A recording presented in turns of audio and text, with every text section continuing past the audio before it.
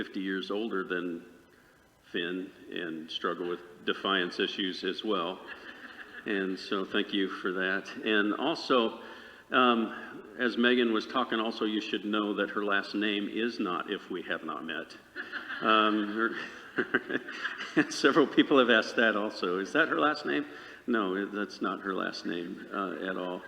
And so I absolutely love the ministry that she does. Isn't she good at just welcoming us, helping us get our heads together and things like that? And I love the ministry that Nicole is doing, helping us see that there's practices. It takes practice to become a Christian and to do it well. And it takes practice because these are things that our world doesn't do hospitality well, does it? Even at restaurants that are supposed to provide hospitality, sometimes you're frustrated because they don't do hospitality well and they're paid to do it, right? And it's a different kind of hospitality as well. Well, today, I forgot my clicker. Megan, do you mind bringing that up and over? Megan, if you haven't met, can you bring that over? Thank you. So today, we're going to find something really special today.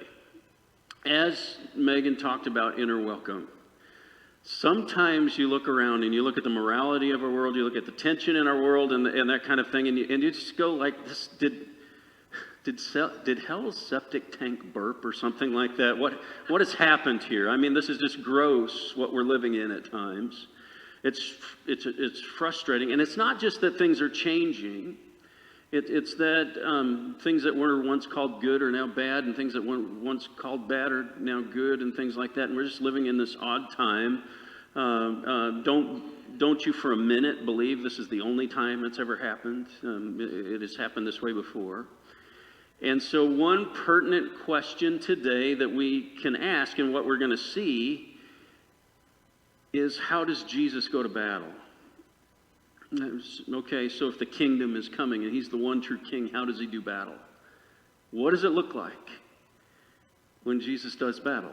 And we get a very clear picture of it today. And so if you're ready, we'll read this text. We're going to talk about Jesus doing battle through healing. And we're going to look at Matthew chapter 8. Verses 14 through 17, okay? If you've got your Bibles, you might open up to that or, turn to it, turn it on, and read it from your scripture and kind of hold it there because we're going to keep referring back to this and referring to some other things as well. So let's read this. When Jesus came, here's what it looks like when Jesus does battle. When Jesus came into Peter's house, he saw Peter's mother-in-law lying in bed with a fever. He touched her hand, and the fever left her. She got up and began to wait on him.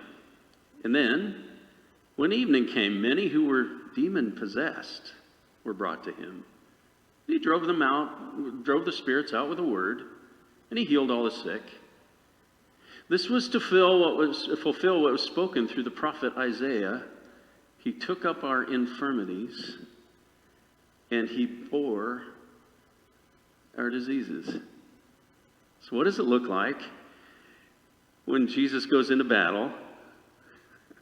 Somebody's mother-in-law gets healed. Jesus speaks a word, and demons flee. And Jesus has encounters with many sick people, and they're made well. This is powerful stuff. It's a beautiful and sweet story, isn't it? Can't you just picture Jesus going to your mother-in-law? Some of you, that you have a mother-in-law and she's sick and she's got a fever, and fevers aren't the worst thing in the world. They can be the worst thing in the world, but they're pretty common, right? Anytime something's going on in our body and our immune system has to fight it, a fever might spike or something like that. You might have a fever just on a normal day of the week. Your body's dealing with something and you don't know it or something, or you can have one that kind of knocks you out for a few hours and you just don't feel good for a few hours. Maybe that's this. Maybe Peter's mother-in-law has been sick for a while. We don't know, not the full description, but there's this beautiful scene where Jesus has just come off the mountain down into Capernaum, a town called Capernaum, on the lake shore there by the Sea of Galilee, a beautiful, beautiful spot. And he's just healed a man with leprosy, and then he's just healed the servant of a man who is a bigwig in the army of the Romans, and that one man has kind of chosen to show him that he believes Jesus is one true king. And now Jesus, away from the crowds, the door shuts behind him, the mother-in-law is sick, and Jesus goes over and touches her. She's healed. And then she does what a lot of mother-in-laws do. Gets up and blames her son-in-law. No, I'm just kidding. She gets up and begins serving Jesus, perhaps out of gratitude, or perhaps that's just the role that she had in that society. I'm not sure what, but she just pops up and starts serving. And then Jesus does this weird stuff. I mean, demons start fleeing out of people. And we're not going to dig into that real deep this week, because there's a week coming up here in just a couple of weeks that we are going to dig into that just a little bit more. So I don't even know what you think about all of that. But Jesus is dealing with forces that we don't even like to think about. And then just healing people left and right. You almost get the idea he's like this, country doctor, and he's out there just, tossing out, you're healed, and you're healed, and you're healed, right? And all the Ellen crowd goes, yeah, we got healed today. That's not quite what it's like. But Jesus is just doing some things that you and I would go, man, this is a beautiful, beautiful thing. But like many of the passages that we dealt with, that sweet surface is not all that there is to the story on this. There's more going on under the surface, and we're given a little bit of a view of that. But let's just deal with the sweet surface stuff for just a second. Jesus has just come down off the mountain, and he's taught about what it means to be kingdom people. And what it looks like to be kingdom people is that we forgive our enemies. What it looks like to be kingdom people is that we do not use loopholes in the law to dehumanize people that we have relationships with, and even people that we don't have relationships with. It looks like having integrity of word and saying the truth and saying it in a loving and gracious way. It looks like a view of sexuality that flips our world's view of sexuality up on its head, where we don't dehumanize people because of that kind of thing either. And it looks like even our enemies, we don't belittle and dehumanize them. We try to help them to embrace their full humanity, to be better than they are. And then Jesus comes down off that mountain, and he begins showing us what happens when God's kingdom is at work. And we see it in these healings. And the first person that he comes across has leprosy, and he's an outcast because he's been unclean, and Jesus heals him, and he's made clean. And the second person is an outcast because of his race, and also because of his role in Roman society. And his servant is healed as well. And Jesus embraces all these people. And the third is Peter's, it says Peter's mother. It should be Peter's mother-in-law. And she is sick, and then many people who are possessed and many other people who are sick, Jesus just heals them. What is Matthew trying to tell us? Remember, Matthew is not just giving us a chronological account of Jesus' life. He's kind of putting things together so that the power of those things tell more than just his words. And he gives us a little statement at the end of all of this that gives us a clue of what's going on. And so what is he telling us? Well, on the sweet surface of all of this, what we have is that the story of Peter's mother-in-law shows us just the care and tenderness of Jesus. The door shuts. The crowds are outside. He's not doing this for publicity or anything like that.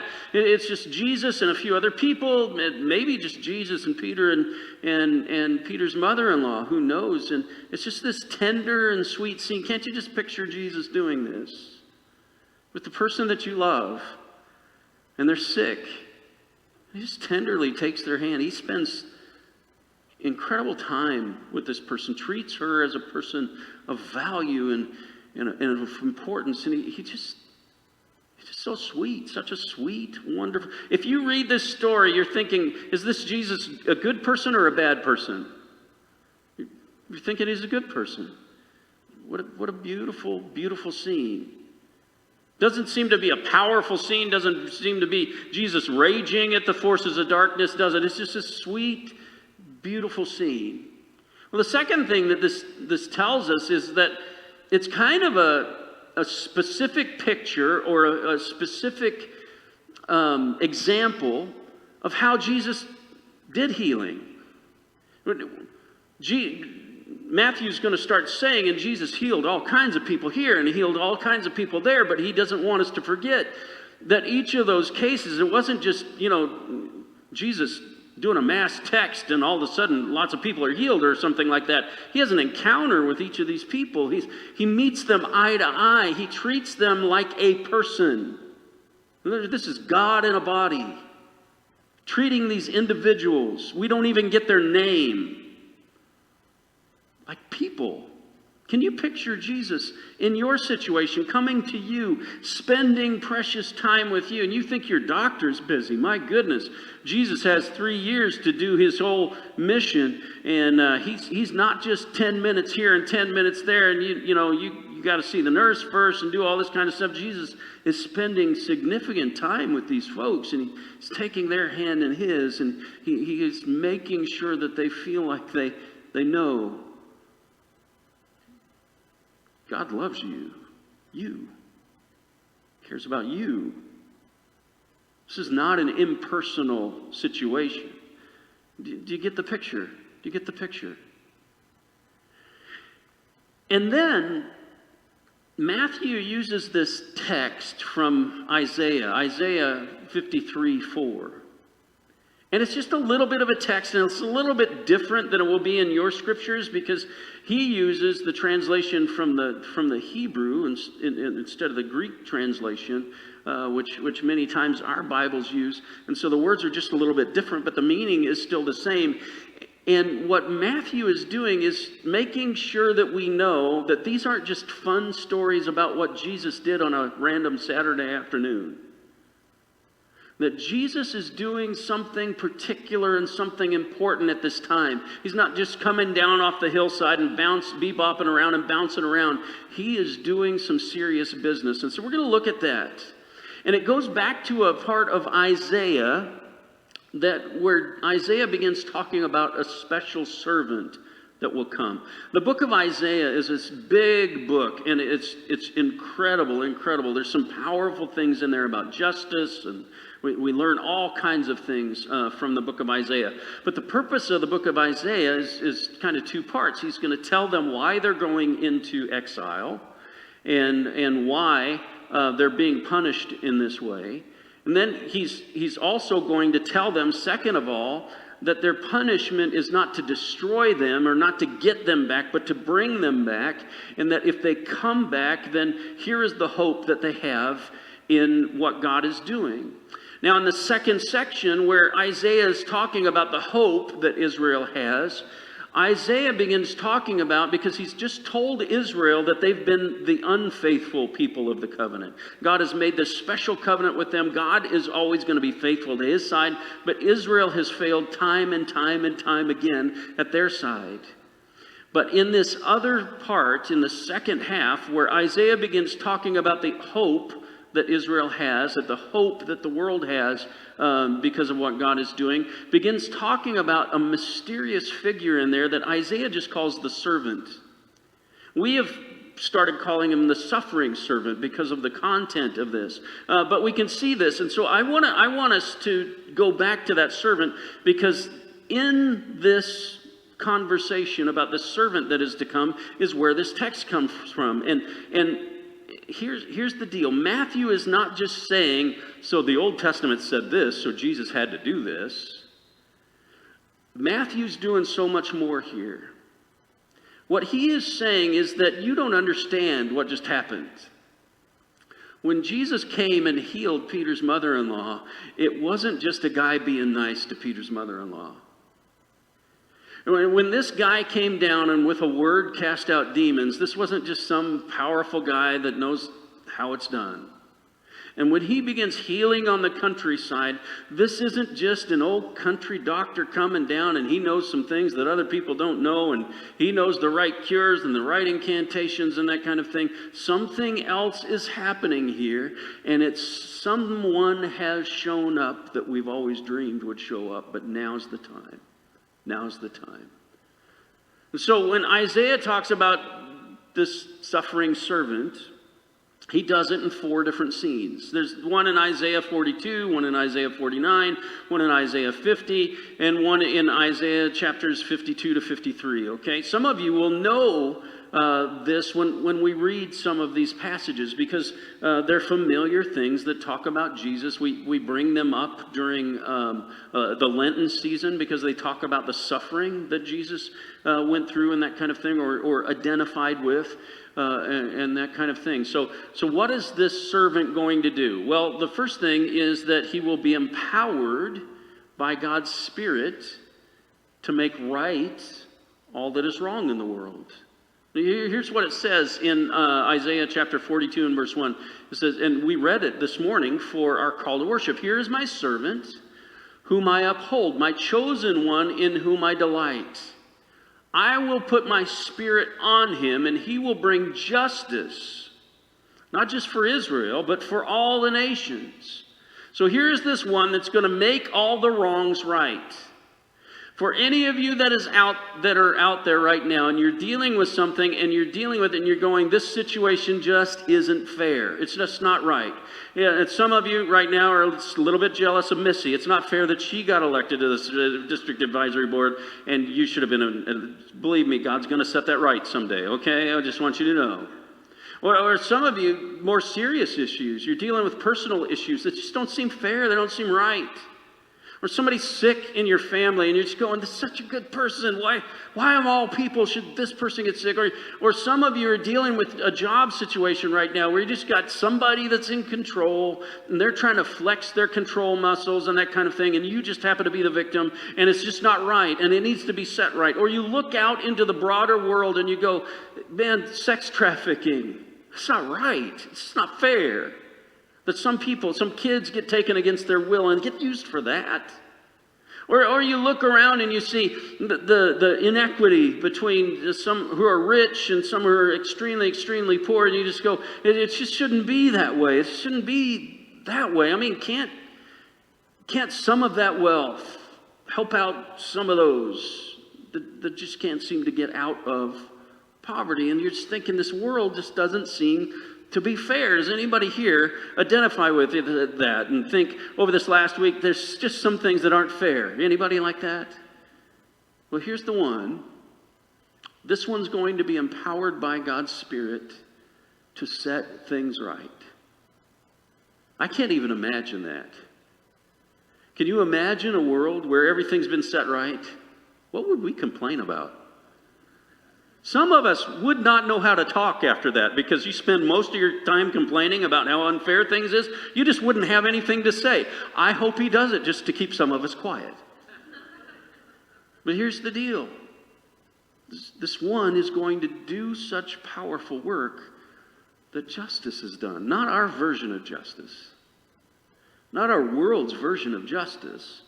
But the kind of justice that says, what God says is good is done, and evil is no longer done. It's a powerful, powerful person. Next, it also suggests that the servant is going to be the faithful representative of God's unfaithful people. So God has called the Israelites to be in a covenant with him, his people to be in a covenant with him, and he's called them to be faithful and to be his people, and he will be their God. And God has said, I'm never going to break my part of the covenant. I will always be your God, but there have been times when you haven't been my people. And in fact, right away, Israel's unfaithful. And in fact, we can't even point, one of the points of the Old Testament is that no one in Israel was faithful to God all the time. We can go back to Abraham and Isaac and Jacob, and we go to Moses, and we can go to King David and some of the greats of Israel's history. And all of them, Scripture is pretty plain and clear and does not hide their failings. And Isaiah says one is coming. Because Israel has failed and has failed its part of the covenant, don't think that the covenant's broken, and don't think that it no longer matters, because not only is God going to be faithful on his side of the covenant, but God's going to be faithful on your side of the covenant as well. Because God is going to bring one who will be faithful Israel. And here's what it says. And again, I'm kind of reading this without context, so it seems like these are odd quotes. But he said to me, "You are my servant Israel." He names him Israel on purpose. "In whom I will display my splendor." You're now this faithful representative. He also says that the servant will bring God's salvation, not just to the Jews, but even to the Gentiles, to the outsiders. And in Isaiah chapter 49:6, it says it this way, so he talks about how he's going to restore Israel. He is definitely going to do that. He's going to restore these people of his covenant. But he says, but that's too small of a thing. It says God's arm is stronger than that. He's also going to make you a light for the Gentiles, that my salvation may reach to the ends of the earth.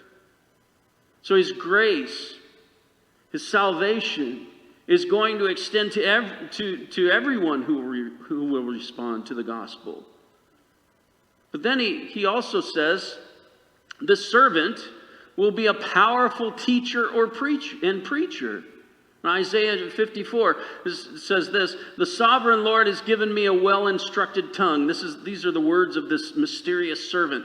"A well-instructed tongue to know the word that sustains the weary." How many of you have the opposite of that?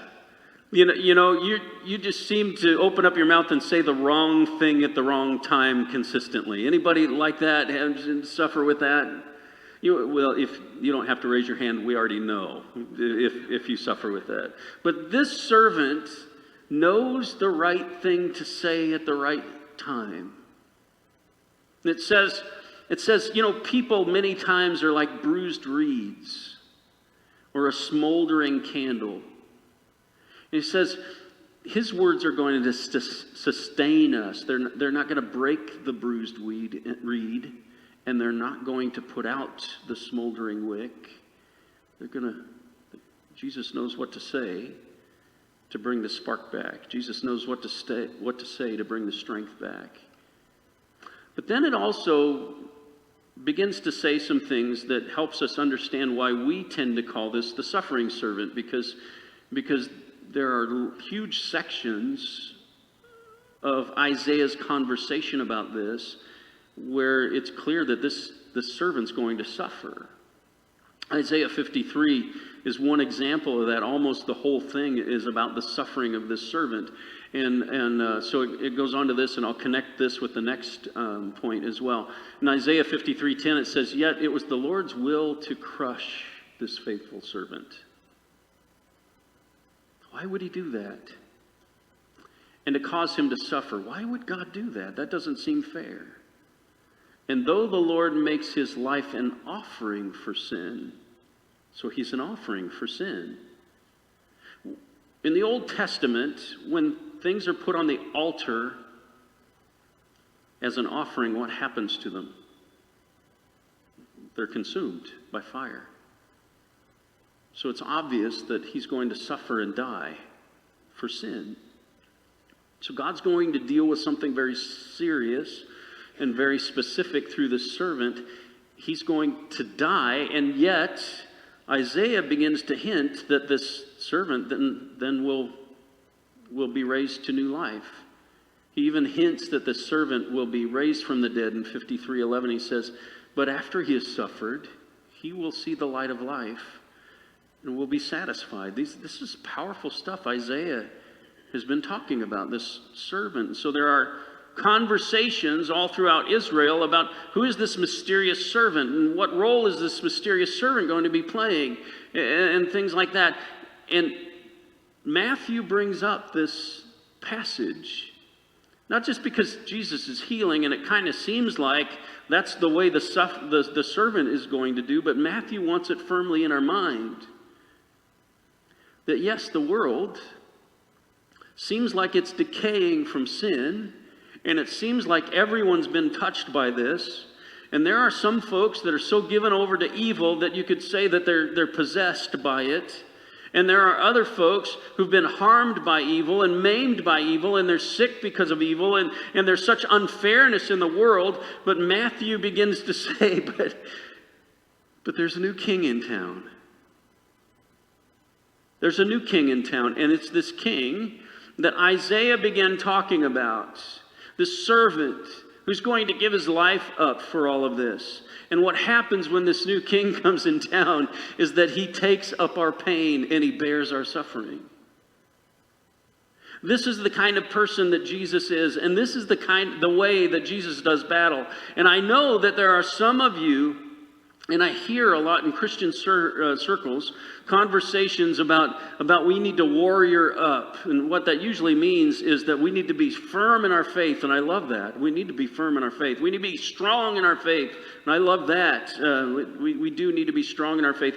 Many times it means we need to be outspoken leaders and things like that in our communities. And there's a place for that as well, and that kind of thing. But what does it look like when Jesus warriors up? He goes into a darkened house and closes the door behind him and picks up the hand of a suffering lady, and her fever goes away. He goes out to the countryside where people who've been just given their lives over to evil and they're tormented by Satan himself, with a word, are set free. And other people who have no hope of getting better, who are just sick, and the doctors of their day have no answers, and they're set free from some things. And here is how we see that Jesus does battle. And it's not this bloody thing. Whenever Jesus does battle, remember, we talked about this a long time ago, things don't die. Whenever Jesus does battle, and whenever Jesus wins, life gains a foothold. People begin to realize that they don't have to be slaves to sin. People begin to realize that they have a purpose in this world and that they have life in this world, and they are given greater and greater life. By quoting Isaiah 53:4, Matthew is reminding us that there is more to this story than just a sweet man that does some sweet things for some very deserving people. That's not what's going on here at all, though that's part of the picture. That's not just what's going on. By quoting this, there's more than just healing. Jesus is doing battle with the evil that is causing the illness. I heard it again today. Somebody asked, what is God's plan when somebody is sick and they don't get better? Here's God's plan. God hates it. God hates illness. God hates sickness. And it's one of the things that Jesus battled. And when the kingdom of God is at work, and when we are living as kingdom people, what should begin to happen is not distress and strife and pain and fear. What should begin to happen is that when we're kingdom people and we're doing kingdom things, life breaks out among us. We find ways to help those who are suffering in sickness. Even if we can't make them better, we make things better for them. By quoting this passage, Jesus is saying, or Matthew is saying, Jesus did more than find the key to break the code and do the right incantation so that demons have to get out of here. What's going on is that the one true king is in town and has exposed the true weakness of evil. And Satan's got to flee. He's not just dealing with a few minor demons here and there. Satan is being put on notice. You're defeated. Your defeat's coming. And your defeat's real. Now, how does that affect you and I? That's all really good. How does that affect you and I? Well, first of all, I want you to know that when we talk about going to battle with our culture, you know what we're not talking about? What we're not talking about is being louder than our culture. We're not talking about foaming at the mouth to a greater extent than our culture.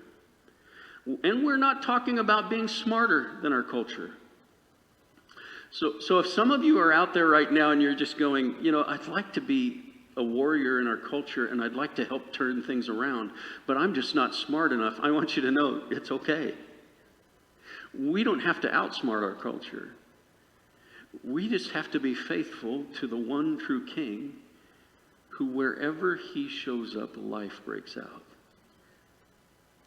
And our responsibility then becomes not finding new ways to make the church relevant, finding new ways to make us look better and to make the world look worse, but finding new ways to bring Jesus to bear on the situations that cause harm in our world. Here's what I pray for you. Some of you have got relational problems coming up. I pray that there's a situation where somehow Jesus can show up in the middle of that. Because what you need is not great advice about relationships. What you need is for Jesus to come and to bring some life into that situation. Some of you are dealing with family members that have hopeless addictions. And let me just tell you, they are hopeless. Between you and I, you need to know that there are folks that go to the best rehab situations time and time and time again. I heard one Hollywood actress talk about being at 14 different rehab places, the best money could buy. It was hopeless. She was not able to be fixed just by that. But when Jesus shows up, those chains are broken in powerful ways. We have stories of people throughout our congregation who have dealt with addictions, and Jesus was the main factor that got them clean again, clear again. Your marriage is on the rocks, and you can get the best advice from the best therapists and still see it die. But let me tell you what, if you want a marriage that is renewed and revived and brought back to life, then Jesus needs to be brought to bear on your relationship. He needs to go into the room where your relationship is dying, and he needs to grab it by the hand, and he needs to speak tenderly to it, and he needs to bring new life into your relationship. This is a powerful statement. This is a picture that Matthew says. Don't you dare for 1 minute think that sweet old Jesus has harmlessly shown up on the face of the earth, and he's just doing some sweet things here and there, sprinkling, beautiful God dust everywhere, and everybody just kind of gets better. What Jesus is doing is he is grabbing Satan by the neck, and he is throttling that guy, and he is not going to let him loose, because when Jesus shows up, life breaks out. When Satan shows up, death breaks out. And I want you to know, this is the choice that Matthew keeps giving us over and over again. Are you going to choose life, or are you going to choose death? Are you going to choose life and Jesus, or are you going to choose Satan and death? And here's the deal. Somehow Satan gets off with it. He has made death look pretty stinking good to us. And Jesus just keeps showing up and reminding us, I already suffered the death. I already went into all these places that you don't need to go now, because I paid the price for sin and death. And I want you to know the brokenness in your world may not be because of your sin, and may not be because of the other person's sin, but it is because of sin. Because what sin has done is that it has broken what God made to be good. And this is how Jesus intends to restore it. And I can't tell you it's easy. Those people whose marriages are together today because of Jesus, that once thought their marriages were going to go away, will sit there and tell you with tears in their eyes, it was not easy, but Jesus brought life back into my marriage. Those that are addicted will tell you that Jesus didn't just come and sprinkle fairy dust over them and then all of a sudden they're better.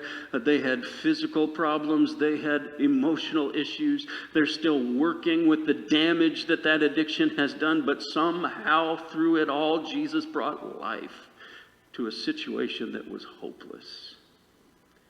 So I just want to tell you, this is the way Jesus does battle.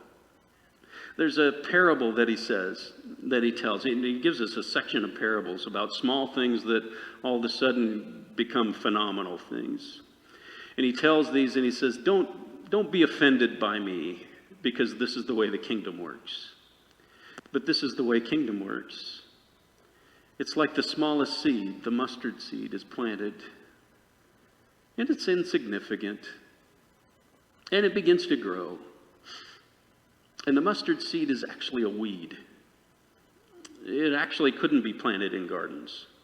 And the reason why it couldn't be planted in gardens, it was illegal to plant them in gardens, is because the stupid thing grows, and it grows huge, and it grows with a deep tap root, and then it releases millions of seeds. And all of a sudden, your garden will be nothing but mustard plants. So it's a nuisance plant. And he says, guess what the kingdom is? The kingdom is a nuisance plant, because once the kingdom gains a foothold, life is going to start breaking out everywhere that it reaches.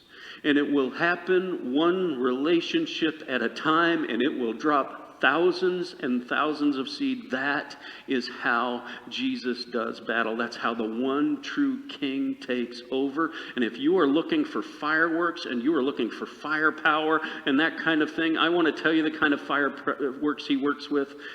He touches the hand of a woman that is suffering. He just offhanded kind of says a word and demons have to flee. He spends time with people who are sick and they are made better. What's he need to do in your life? What's he need to do?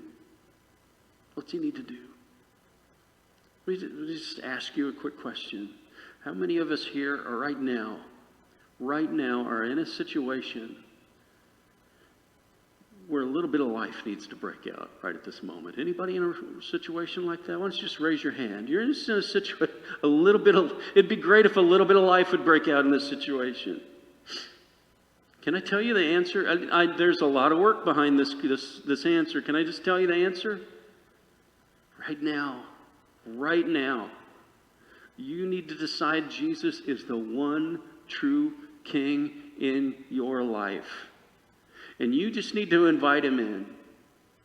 And believe me, you want him to come in guns a-blazing and to wipe out the problem and you'll never have to think about it again. But that is not the way Jesus works. He's got to work his own way. By making him the one true king, I want you to give him the keys to the van and let him drive. I want you to give him the ability to make any decision in your life that needs to be made. And by saying he's the one true king, what you're saying is, all right, Jesus, I've decided ahead of time. Whatever you ask me to do, whatever you ask me to stop doing, whatever direction you tell me to go, or whether you tell me to stay right here for momentarily, whatever you say goes, because you're the one true king in my life, and I need some life to be breaking out in here right now. Amen? And so what we're not telling you to do is just go, oh, let Jesus smile on your situation. No, that's not what I'm telling you. I want Jesus to become king of your situation. I want him to control your situation. I want him to come in and do his thorough work on your situation, because guess what? You and I have been running things for quite a while, and we've made the mess out of our situation, and we need some life in this place. Amen? Just bow our heads for a moment. How many of you just right now would say, I need that? Don't be shy. Raise your hand high. I need that. I need Jesus to move into the situation right now. Heavenly Father, do it your way. Do it your way in our life. We need the suffering servant to show up and to be the powerful king that restores all things. And Lord, there are some of us right now on the edge of this. We're going, I'm not sure I want to say that to Jesus. I'm not sure who Jesus is yet. That's all right. Keep working on that. But Jesus wants to be king of your life. And he wants to be the one that brings life into your life. Lord, I pray for some marriages right now. Some marriages that don't just need therapy. They may need therapy too. But they don't just need therapy. They need a new king. Lord, I know some people who have some addictions here today. And they don't just need rehab. They need a new king. And Lord, I know some folks that are alive and they're walking around, but they're dead. And they don't just need a new hobby. They don't just need a new interest. They don't need to move someplace new like some distracted kid. They need a new king, somebody that can bring some life up in here. And Lord, we need to submit ourselves to you. Lord, would you forgive us of our sins? Would you forgive us of being our own king? And Lord, we've been so addicted to death, we're not even sure what life is. So would you bring it into our lives and do something powerful that we can't do for ourselves? Even if it's gently taking our hand and with a word pushing the fever away so that we can experience life today. It's in the powerful name of Jesus we pray and submit ourselves today. Amen.